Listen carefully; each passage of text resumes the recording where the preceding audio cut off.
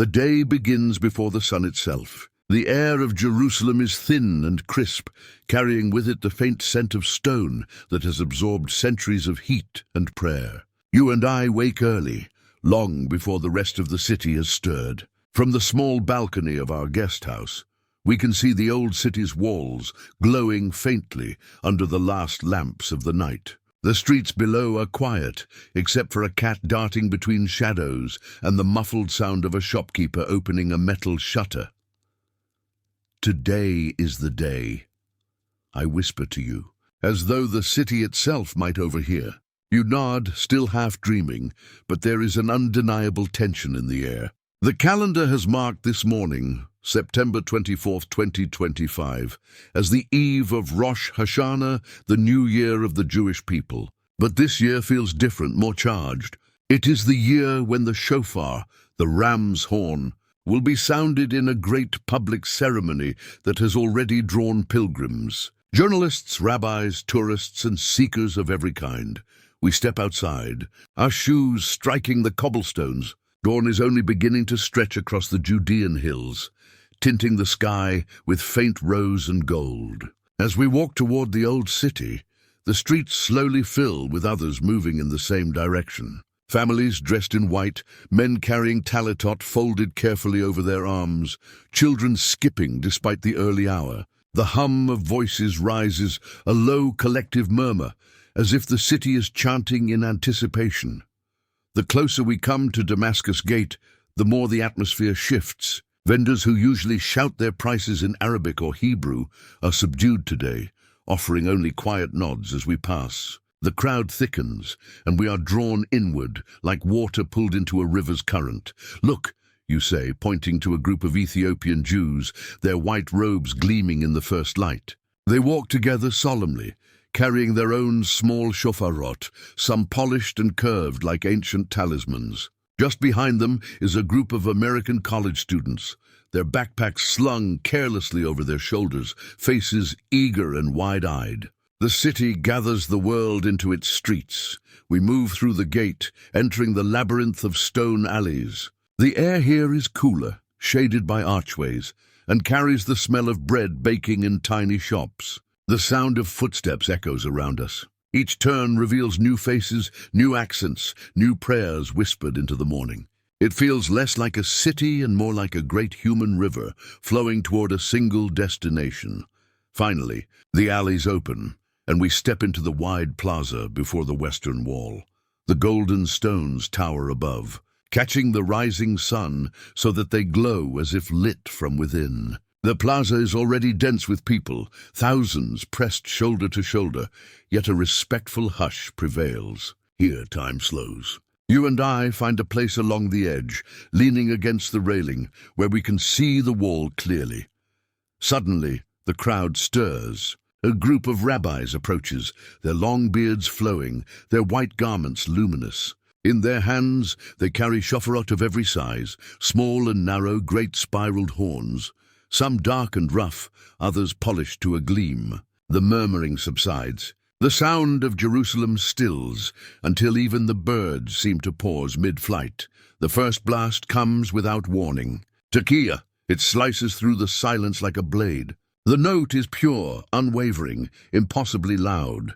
You feel it not only in your ears, but in your chest, in the very stones beneath your feet. Children gasp. Elders close their eyes. Soldiers stand rigid as if saluting an unseen commander. The cry of the horn is not music. It is something older, something raw. It is the voice of bone and breath, of wilderness and covenant. The sound ceases. For a heartbeat, the world is mute. Then comes the second call. Shevarim, 3 short, broken cries, like the sobs of an ancient exile echoing across time. The notes tremble, stutter, break, and in them you hear centuries of loss and longing. The faces around us mirror the sound, some streaked with tears, others lifted in defiance, others simply still, as though listening to their own souls. Then comes the rapid staccato, teruah, 9 short bursts that hammer against the heart, like a drum of alarm, a wake-up call that shakes the slumbering world. The crowd stirs. You feel your pulse quicken, your breath catching. This is not a gentle melody. This is the cry of urgency, of awakening, of time running out. Finally, the shofar is raised once more. The air itself seems to draw in a collective breath, and then the Tekaya Gedola, the great unbroken blast, stretches into eternity. Longer, higher, deeper than seems humanly possible. It rises and rises, carrying with it the prayers of every voice, the hopes of every soul gathered here. People weep openly now. Some clutch their children, others lift their hands toward the sky. You and I stand frozen, our eyes locked on the golden wall, as the horn cries out not just to the people here, but to the heavens themselves. When at last the sound fades, silence returns. Not the silence of emptiness, but of fullness, as though the world has exhaled. For a moment no one moves. Then the prayers begin, soft murmurs swelling into chants, chants into songs. The plaza fills with voices, rising and falling like waves, and the day has truly begun. You turn to me, eyes wide. It's not just a sound, you whisper. And you're right. The shofar is not an instrument. It is a passageway. In that cry, we walked through Sinai, through exile, through centuries of faith and fear, all condensed into a single note. The sun is higher now, casting bright gold across the city. Around us, the people disperse slowly, yet with a sense of unity that lingers. Some stay to pray, others walk toward markets and homes, toward buses and cafes. But all carry the sound within them. I smile at you. This is only the beginning, I say. The day is long, and the shofar will not stop speaking. Together we leave the plaza, stepping back into the alleys, ready to continue the journey. The sound of the shofar still lingers in our ears as we leave the plaza. It is strange. Though the blasts ended minutes ago, the city feels different, as though its very stones are still vibrating with the memory. You and I step back into the narrow alleys of the old city, carried along by the tide of people dispersing. The streets are alive now. Merchants have opened their stalls, and the scents of spices, olives, and fresh bread rise from the market corners. Yet something hangs above the usual bustle, an undercurrent of reverence, of quiet awe. The people who walk beside us are not merely shoppers or tourists. They are pilgrims who have just tasted a glimpse of eternity. We follow the curve of the alley, past shops selling embroidered kippot and shelves stacked with shofarot of every size. Some are small and smooth, others long and spiraled, gleaming with polish. The shopkeeper catches our eye, lifting one proudly. "Yemenite kudu horn," he says with a thick accent, his hands caressing the ridges. The sound carries farther than any other. You smile, tempted, but I guide you onward. It is not the size that matters, I tell you. The prophet said that even the smallest horn can awaken the greatest soul. As we walk, I begin to tell you the story behind the sound we heard at the wall. The shofar is older than this city, I say, older than these stones. It goes back to the wilderness, to the very birth of a people. And so, in the rhythm of our footsteps, I recount the tale. Long ago on the slopes of Mount Sinai, thunder shook the heavens and lightning split the sky. The newly freed Israelites stood trembling, their faces lifted to a mountain veiled in fire and smoke. And then the shofar, a sound louder than thunder, more piercing than storm, a cry that announced the presence of God himself. The people quaked, for it was not merely a horn, but the voice of covenant. From that day, the shofar became bound to memory, not only as an instrument of worship, but as the very pulse of revelation. We turned down another alley, past the Armenian quarter, the streets echoing with children's laughter. I continue, the shofar's cry was not limited to Sinai.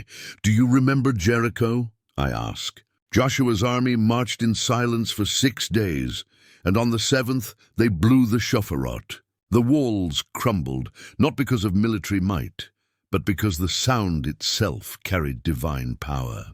It was a reminder that what seems unbreakable can fall with the breath of faith. You nod thoughtfully as we pass an archway leading to a sunlit courtyard. A group of tourists stand listening to a guide who gestures toward a model of the Second Temple. There too the shofar was central, I whisper. It marked the sacrifices, the Sabbaths, the festivals. It sanctified time itself. When the temple fell, the horn did not. It followed the people into exile, into every synagogue, every corner of the world. The street narrows again, and we squeeze past an elderly man carrying loaves of challah wrapped in cloth. His eyes are bright, his face lined with years, and as we pass, he nods as though in silent agreement with the story we carry. The prophets, I go on, used the shofar as more than ritual. They made it a warning, a call to conscience. Isaiah spoke of the great shofar that would one day gather the exiles.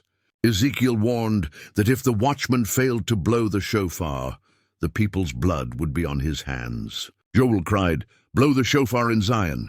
Sound the alarm on my holy mountain." To them, the horn was never just sound. It was destiny, judgment, redemption.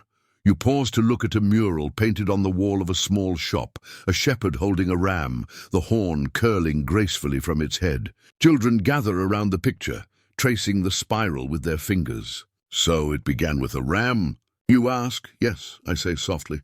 The first shofar came from the ram that took the place of Isaac. On Mount Moriah, Abraham lifted the knife, and God stayed his hand. A ram was caught in the thicket, its horns tangled. That ram was sacrificed, and its horn became a symbol of mercy, of substitution, of covenant renewed. Every shofar since carries that echo. It is not only a sound of alarm or victory. It's a reminder of life spared, of promises kept. We emerge now into the Jewish quarter, where flags ripple in the breeze and groups of children sing songs as they march with their teachers. One boy holds a small plastic horn, blowing into it with determination. The sound is shrill and imperfect, but it makes the others laugh. And yet, even in play, you can sense the imitation of something profound. The laughter fades as we cross a quiet courtyard. Here the stones are ancient, their surfaces smoothed by countless feet. We stop for a moment, resting in the shade. The silence of the place invites reflection. Do you see? I say, the journey of the shofar is woven into these very streets. Every corner echoes with its history. The call we heard this morning was not just ritual. It was all of this at once. Sinai and Jericho, temple and exile, sacrifice and mercy, warning and hope. When the horn sounds, the past and present collapse into each other. That is why it shakes us. That is why we cannot forget it. You close your eyes, and I know you can almost hear it again. That long, trembling note stretching across centuries. A bell rings somewhere in the Christian quarter, mingling with the distant call of the muezzin from the Muslim quarter. The city hums with prayers in many tongues, yet beneath them all, the echo of the shofar seems to linger, like an undertone that unites them. We rise and begin to walk again, following the streets upward toward Zion Gate. The day is growing warmer, the sun climbing higher, and the city is alive with pilgrims and seekers. Ahead lies more. Stories of exile and return, of modern struggles and celebrations. But for now, as we walk these alleys, we carry with us the living history of the shofar, its sound etched into the very stones beneath our feet. I glance at you and smile. The journey is far from over, I say. Today we will not only hear history, we will live it. The alleys of the old city funnel us once more toward the great plaza, and though we had stood here earlier, the place feels transformed. The morning's blasts of the shofar had only been the beginning. Now the plaza is a living sea of humanity, stretching from the base of the wall to the farthest gates. Every stone bearing witness to a convergence of generations. You and I step into the crowd, the heat of the sun pressing down on our shoulders. The voices around us rise and fall like 1,000 small rivers pouring into one vast ocean. Everywhere you look, there are faces, some lifted in joy, some bowed in prayer, some wet with tears. The wall itself seems to glow in the sunlight, its ancient stones shimmering as though alive. We find a place near the center, close enough to see the lines of people pressing small slips of paper into the cracks between the stones. Wishes, prayers, confessions, hopes, the hidden words of countless souls tucked into the heart of Jerusalem. Look, I whisper, pointing to a boy no older than 12. He presses his forehead to the wall, lips moving silently. His hands clutch a small shofar worn smooth by use. Though it seems too large for him, he holds it with reverence, as though it were a sword or a staff passed down through his family. His father stands behind him, eyes closed, tallit draped over his shoulders. For a moment, you see in their posture the entire chain of tradition, father to son, generation to generation, horn to horn. Suddenly, the crowd grows quiet. A hush falls, like the intake of a great collective breath. From the platform near the wall, a rabbi steps forward, his beard flowing white, his eyes gleaming with both age and fire. He lifts his hands and the silence deepens. When he speaks, his voice is low but carries through the plaza. Today we stand not as individuals, but as one body. We come with our sins, our sorrows, our hopes, our dreams. We come with the memory of exile and the promise of return. We come because the shofar has called us, and we must answer. A murmur of assent ripples through the crowd. Some whisper, "Amen," others simply bow their heads. The rabbi raises a great spiraled horn, longer than his arm, its surface dark and ridged like the twisting path of history itself. He inhales, and once again, the sound bursts forth. "Jekiah!" The horn's cry slices through the hot air, pure and unwavering. This time it is louder than before, for the plaza is packed with bodies that reflect the sound like an echo chamber. It feels as though the very stones are vibrating. People close their eyes, hands lifted. Some sway back and forth, lost in the rhythm of prayer. Then the broken cry, Shevarim, trembles into the morning. 3 wailing notes, like sobs torn from the depths of the soul. Mothers clutch their children. Old men press trembling hands to their faces. In that sound, every exile, every loss, every wound of history resurfaces. The crowd is not only hearing the shofar, it is remembering. The next blast, teruah, rattles like a drum of urgency. 9 sharp bursts that strike the heart, as if pounding on the doors of heaven. You feel your pulse quicken, the hair on your arms rise. The people around us begin to cry out, voices merging with the staccato rhythm. "Awaken!" Their cries seem to say, "Awaken, for time is short." And then, at last, the Tekiah Gedolah.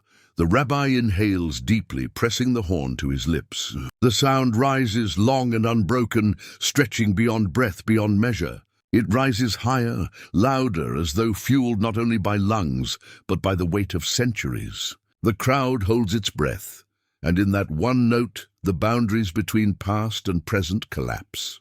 In your mind, you see it all at once. Abraham on Mount Moriah, Joshua at Jericho, priests in the temple, rabbis in exile, soldiers in 1967, children in 2025, all of them bound together in a single cry, a single unbroken line of sound that pierces the sky. When the horn finally falls silent, the plaza erupts, not in applause, not in noise, but in prayer. The murmurs of thousands rise together like the roar of the sea. Psalms are recited, voices chanting in unison, Ashrei ha'am yodei teruah. Blessed is the people who know the sound of the shofar. The words ripple outward, repeated by group after group, until the entire plaza hums with them. You and I stand among them, our voices carried into the wave. For a moment there is no separation, not between us and the crowd, not between Jew and non-Jew, not between past and present. There is only the sound, the prayer, the presence of something greater than ourselves. A woman near us wipes her eyes, turning to her daughter. "Do you feel it?" she whispers in Hebrew. The girl nods solemnly, clutching her mother's hand. A soldier nearby, rifle slung across his shoulder, bows his head so low his forehead nearly touches the ground. An old man, too weak to stand, sits in his chair with his shofar resting on his knees, tears streaming freely down his cheeks. We stay for what feels like hours, though time itself seems to dissolve. The blasts are repeated again and again, each time carrying new force, new meaning. Some are sharp and urgent, others trembling with sorrow, others drawn out in endless endurance. It's not a concert with rehearsed notes. It is a living ritual, where each blast is both ancient and new. Finally, as the sun begins to climb high above us, the ceremony eases. The rabbis lower their horns, their voices replaced by the steady murmur of prayer. Families gather, children chatter, soldiers embrace their comrades. The plaza begins to scatter, yet no one leaves untouched. Every person here has carried something away, a sound, a memory, a call that cannot be ignored. You turn to me, your voice hushed. What happens now? I smile. Now, I say, we follow where the sound leads us. The shofar does not end at the wall. It echoes into the streets, into the desert, into the lives of everyone who hears it. Today is a journey, and it has only just begun. Together, we step back from the plaza, retracing our path toward the alleys. The echo of the horn still rings in our ears, but now it is joined by the murmur of prayers, the laughter of children, the chatter of pilgrims. Jerusalem is alive with the sound of shofar, and the day stretches before us like a road waiting to be walked. The city slowly recedes behind us. We leave Jerusalem through Zion Gate, and soon the alleys give way to roads that curve downward, out of the hills and into the wide golden expanse of the Judean wilderness. A bus carries us along the winding highway, its windows framing the shifting colors of stone and sky. The air grows hotter, drier, sharper, as if we are breathing history itself. You sit by the window, watching as the green patches of olive groves give way to endless sand and rock. The desert stretches like an ocean of silence, broken only by the occasional shepherd guiding his flock. Goats pick their way across the ridges, their horns curling just like the shofarot we saw in the markets. I lean closer and begin to speak. For the desert has always been a place for stories. This is where the shofar's voice was born, I say softly. Not in cities, not in temples, but here, in the wilderness. Its cry is not polished music. It is raw breath through hollow bone. It belongs to the desert, to the silence that makes its sound ring all the louder. The bus rattles on, and the rhythm of the road carries us deeper into time. After the temple fell, I continue, the people carried the shofar into exile. It became their voice when they had no land, no army, no throne. In the ghettos of Europe, on the dusty streets of North Africa, in the marketplaces of Yemen, the horn still sounded on Rosh Hashanah and Yom Kippur, sometimes softly, hidden behind closed doors when rulers forbade it, sometimes boldly, echoing through narrow alleys. Always it was the reminder, we are still here. You turn from the window to face me. Even when it was dangerous, I nod, especially then. In Spain, during the Inquisition, Jews who had been forced to convert in public would gather in secret. They lit candles in basements, whispered the prayers, and when the time came, one of them would raise a hidden shofar and blow its cry into the night. To be caught meant torture or death, but they risked everything for that sound. It was not just ritual, it was defiance. It was survival. The bus passes a Bedouin encampment, black tents pitched against the barren hills. Children run barefoot, their laughter carrying across the dry air. A shepherd lifts his head, watching us pass. Centuries later, I continue, the same was true in Eastern Europe.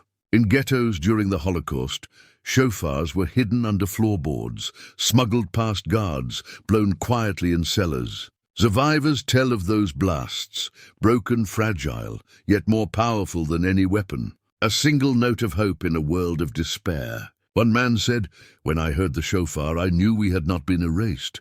You close your eyes, and for a moment you seem to hear those hidden blasts, faint, trembling, yet indestructible.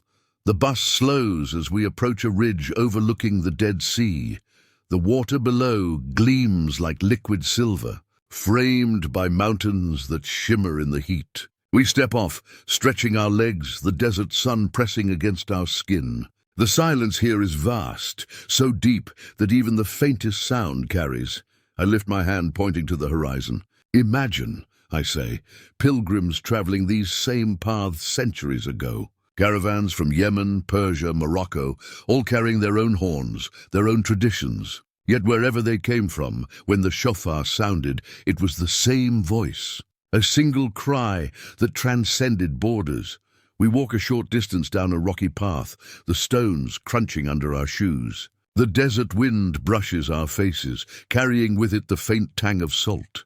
Even in modern times, I go on, the shofar carried the dream of return. Zionist pioneers brought it with them as they tilled the soil, built new villages, fought for survival. In 1948, when the State of Israel was declared, shofars were blown in celebration, their cries rising above gunfire and uncertainty. And in 1967, when soldiers reached the Western Wall for the first time in nearly 2,000 years, a rabbi lifted his shofar and sounded it against the stones. That cry became a symbol, Jerusalem restored, if only in part, and the ancient dream alive again. You stop, staring out across the desert, as though you can hear that sound still echoing from the mountains. What about today, you ask? Why does it matter now in 2025? I smile, because the world is still in exile. Not only the Jewish people, though their journey continues. Humanity itself is exiled, from justice, from peace, from harmony with creation. The shofar is more than memory. It is a call to awaken, to return, to repair. That is why it matters now. The sun beats down on us, but the air feels alive, as though vibrating with invisible sound. We return to the bus and continue eastward. The desert grows starker, its ridges sharper, its silence deeper. And in that silence, you and I both imagine the sound of a horn, sometimes a whisper, sometimes a roar, always present, always calling. The road winds along cliffs, the Dead Sea shimmering below. I point to a cave carved into the rock. Do you see that? It was near caves like these that the Dead Sea Scrolls were found. Among them were references to the shofar, instructions for its use in ritual and in war. Even in those scrolls, hidden for 2,000 years, the horn was present, a thread connecting generations. As the bus climbs again, leaving the sea behind, I fall silent. The desert itself seems to take up the story. Its vastness is like the pause between blasts of the horn, a silence heavy with meaning. At last, the road levels, and we approach a small settlement. Children play in the dust, their voices carrying. From somewhere nearby, faint but clear, comes the sound of a shofar. Not a grand ceremony, not a polished performance, just a shepherd on a hill, lifting a horn to his lips, letting the sound roll across the desert.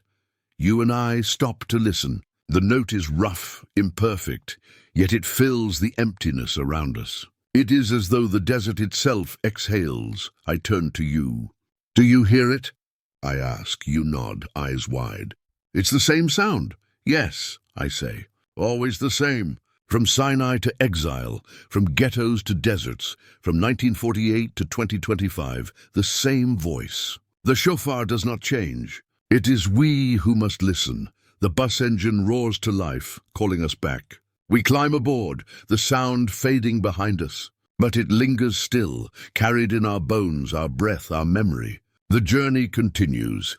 The road from the desert slowly climbs back toward the coast. Hills of stone give way to stretches of farmland, orchards heavy with citrus, and rows of vines basking in the afternoon sun.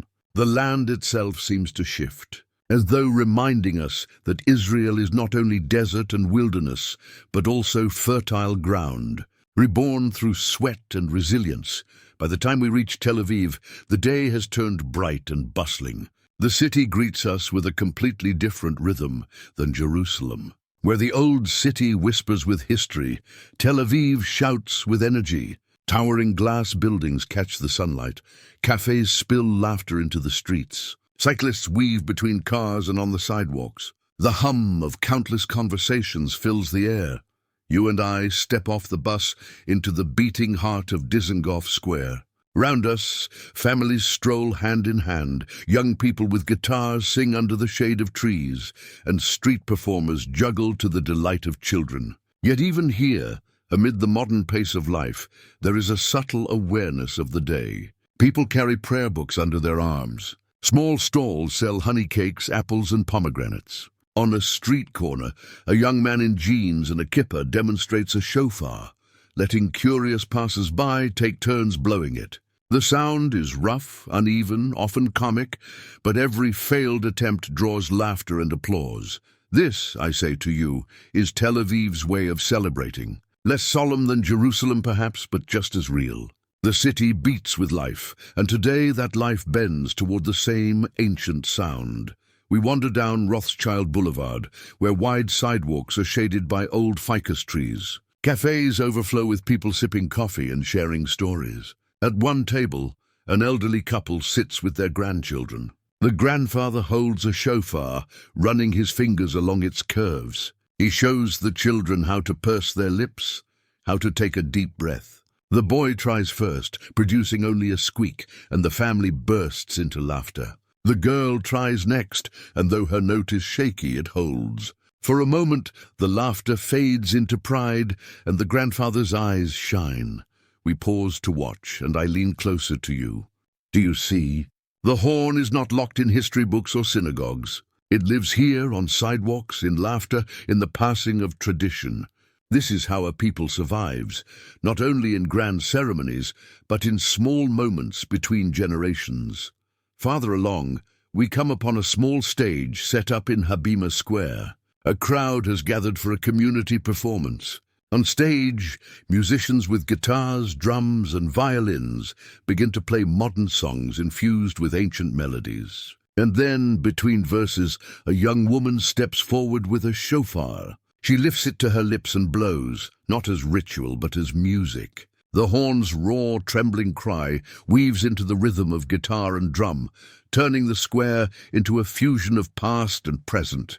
People clap, sway, dance. Some close their eyes, as though remembering the blasts from the wall that morning. We join the crowd, caught in the energy of it. Children sit on shoulders, couples hold hands, old friends embrace. For a moment, it feels as though the entire city is breathing together. When the music ends, the young woman lowers her shofar. This sound, she says into the microphone, has carried us through exile, through fire, through generations. Today, it is not just memory. It is who we are. Her words draw cheers, and the applause rolls like thunder across the square. You turn to me, your eyes wide. It feels so different here than in Jerusalem, you say? Yes, I answer. Jerusalem is the heart, heavy with memory, trembling with prayer. Tel Aviv is the pulse, lively, restless, full of movement. Yet the shofar connects them both. The same sound carries through both places, though it takes on different voices. We continue toward the sea, the Mediterranean breeze cutting through the heat of the afternoon. On the beach, families picnic under umbrellas. Children build castles in the sand. Teenagers play guitar around a fire. And there too the shofar appears. A man in swim trunks lifts a long spiraled horn and blows toward the horizon. The note carries across the water, startling a flock of gulls into the sky. People on the beach cheer, some clapping, some whistling. A few even shout, "Takaya!" In playful response. You laugh at the scene. Even on the beach, I grin. Especially on the beach. The prophets said the shofar would be blown from the ends of the earth. Perhaps they imagined something like this. We sit for a while on the sand, watching the waves crash and retreat. The sea has its own rhythm, its own call and response. I point to the horizon. For centuries, Jews in exile would look toward this sea, dreaming of return. They blew shofars in lands far away, imagining that one day the sound would be heard again in Zion. Today, sitting here, we witness that dream alive. As the sun begins to sink, the sky deepens into shades of orange and gold. Tel Aviv's skyline glows, and the waves reflect the fading light. Behind us, the city hums with nightlife awakening. Yet for now, the beach is filled with families and pilgrims, their voices softened by the coming evening. You and I rise, brushing sand from our shoes. The day is not finished, I say. The shofar still has places to call us. We walk back into the city, the sound of waves fading behind us. Tel Aviv at dusk is alive with lights, music and movement, but beneath it all, you can almost hear the faint echo of a horn, not polished, not staged, but ancient, insistent, alive. as the sun sinks behind the hills, we leave Tel Aviv and journey northward toward the mountains that cradle Safed. The road winds through rolling landscapes, olive groves giving way to pine-studded hills, each curve revealing new vistas of the Galilee. The sky deepens into gold and rose, the fading light casting long shadows across the land.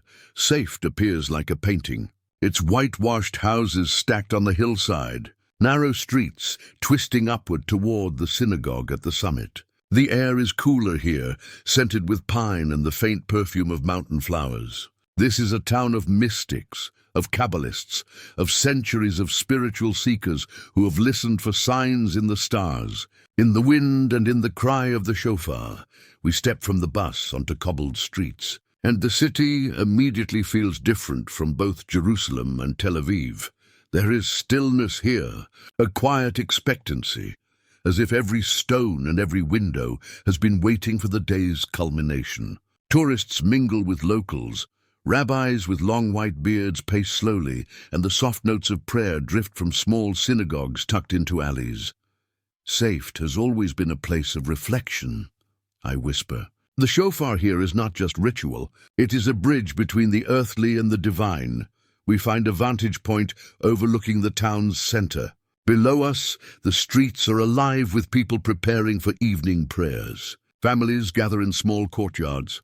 Children play under the watchful eyes of elders. From somewhere nearby, a lone shofar is sounded, its rough, trembling note cutting through the quiet, a reminder of both presence and yearning. I take your hand, and we descend the winding stairs into the heart of the city. Our footsteps echo on the stone, merging with the distant hum of voices. As we reach the main square, we find a gathering of pilgrims and locals seated in a semicircle around an elevated platform. A rabbi steps forward, lifting a large, polished shofar. The crowd grows silent. Today, he begins, we have walked through the streets of Jerusalem, through the deserts of Judea, along the vibrant shores of Tel Aviv, and now we come here, to Safed. Each step has carried us through history, memory, and prophecy. And now, as the sun sets, the shofar calls us one final time, not just to witness, but to awaken. He blows the first blast, the Tekiah, long and resonant, filling the mountain air. The sound rolls across the hills, bouncing from rock to rock, echoing through the valleys. It is both sharp and full, commanding attention. We close our eyes, feeling the vibration in our chest, imagining every generation who has heard a horn like this, from Sinai to Jericho, from exile to the present. Next comes the shevarim, 3 broken sobbing notes. The sound trembles and cracks, reflecting the trials of centuries, persecution, exile, loss. You see the people around us leaning closer to the platform, some pressing their palms to their faces, some bowing in silent prayer. It's a sound that carries grief, yet also resilience, a reminder that suffering can be transformed into endurance. Then comes the teruah, 9 short bursts, urgent and piercing. Each note strikes the air like a call to action, a reminder that time is fleeting, that change is necessary, that one cannot stand still in a world that demands courage. Children imitate the blasts in their own small horns, laughter mingling with the solemnity, creating a strange harmony of innocence and depth. Finally, the Tekiah Gedolah. The rabbi inhales deeply, the horn rising to his lips. The note stretches impossibly long, soaring upward as if reaching for the heavens themselves. It carries the weight of history, the hopes of the present, and the possibilities of the future. You and I feel it not only in our ears, but in our bones, in our very hearts. It is as if every footstep of the day, through Jerusalem, the desert, Tel Aviv, converges in this final, eternal sound. As the note fades, the crowd remains silent for a moment, suspended between worlds. Then a murmur grows, prayer blending with sighs, soft songs of thanksgiving and hope filling the square. We sit on a nearby stone wall, absorbing the aftermath, letting the sound linger inside us. I turn to you, voice low. Do you understand now? The shofar is never just an instrument. It is the voice of the people, the voice of history, the voice of God reaching into our lives. In its cry is warning, memory, joy, and hope. In 2025, this call is not only for the Jewish people, it is for all of humanity. It asks, are you awake? Are you listening? Will you return to compassion, to courage, to action? We walk together toward the synagogue at the summit. From the terrace, the view stretches far. Mountains, valleys, olive groves, and the faint shimmer of the Mediterranean in the distance. The sun is almost gone, and twilight casts the city in silver and purple. Around us, people begin to share stories, grandparents recounting their own childhood celebrations, young adults speaking of pilgrimage, tourists marveling at the continuity of tradition. Each voice adds a thread to the tapestry, reinforcing the sense that this day is larger than any one person, yet intimately personal for everyone present. A small child approaches, holding a tiny horn. He lifts it timidly and blows. The note is short, uneven, almost playful, yet somehow in this moment it carries the same power as the grand blasts we heard earlier. People smile, some clap, some bow their heads. I watch you smile at the scene, you see, I say softly. The shofar is not only in the hands of rabbis or in ceremonies. It lives in children, in laughter, in hope. Its voice spans the ages. It reminds us that every generation must hear, must respond, must carry it forward. Night falls completely, and the stars emerge above. Safe's whitewashed buildings glow under the soft light of lanterns. The wind carries the faint scent of incense, pine, and earth. Somewhere a distant horn sounds again, perhaps from a home high on the hill. It is small, imperfect, human, but it travels far, weaving through the night like a thread connecting all who have walked this day. We sit together in silence, letting the echoes of the shofar wash over us. The journey is over for now, through Jerusalem, the desert, Tel Aviv, and into Safed, but the sound lingers. It is a call to awaken, to remember, to hope, and to act. I place my hand on your shoulder. This is what today has shown us, I say. The shofar is more than ritual. It is memory, prophecy, and the living pulse of our world. Wherever we go from here, its cry travels with us. You nod, eyes shining, feeling the weight and the wonder of the day. The city sleeps below, but we remain awake, carrying the final sound with us, a call, a blessing, a reminder that the journey continues in every heartbeat and every step. And so, the shofar of September 24th, 2025 has spoken. Its cry has threaded through centuries, across deserts, cities, and hearts. And it will be heard again, in every new dawn, in every brave moment of listening, remembering, and returning. And so, as the last echoes of the shofar fade into the night sky over Safed, we realize something incredible. This is not just a sound, not just a ritual.